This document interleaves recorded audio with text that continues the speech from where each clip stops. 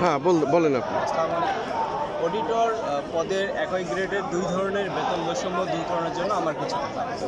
মহামান্য হাইকোর্ট 23/12/2018 সালে অডিটর পদকে 10ম গ্রেডে উন্নীত করে, কিন্তু এই হাইকোর্টের রায়কে উপেক্ষা করে আমাদের কিছু 61 জনকে 10ম গ্রেডে শুধু দেওয়া হয়, কিন্তু পদটাকে 10ম গ্রেডে উন্নীত করা হয় না।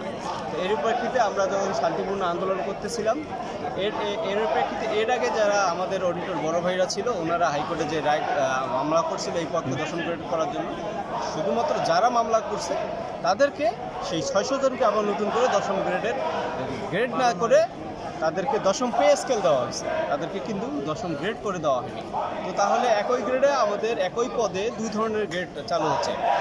661 জন পাচ্ছে হলো 10ম গ্রেডের, 10ম গ্রেডের বেতন ভাতা, আমরা পাচ্ছি হলো 11তম গ্রেডের ভাতা। এই বৈষম্য দূর করার জন্য আবু সাইদ মুগ্ধরা যদি রক্ত দিয়ে দেশকে নতুন করে বাংলাদেশকে স্বাধীন করতে পারে, সেই ক্ষেত্রে আমাদের এই অডিটর পদে এই ধরনের বৈষম্য আমাদের কোনোভাবে কাম্য নয়। তো এই নতুন বাংলাদেশের এই বৈষম্য দূর করার জন্য সারা বাংলাদেশে প্রায় 5000 অডিটরেরা আমাদের এই সবুজ চত্বরে দীর্ঘ 1.5 মাস থেকে আমরা আন্দোলন করতেছি এই বাংলাদেশ বৈষম্যমুক্ত বাংলাদেশ করার জন্য। সবাই ভালো থাকবেন। আসসালামু আলাইকুম।